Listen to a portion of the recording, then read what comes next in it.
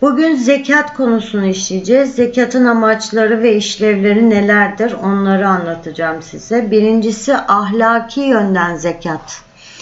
Zekat hırsı, tamahı ve zenginlerin hak yedikleri fikrini yok eder.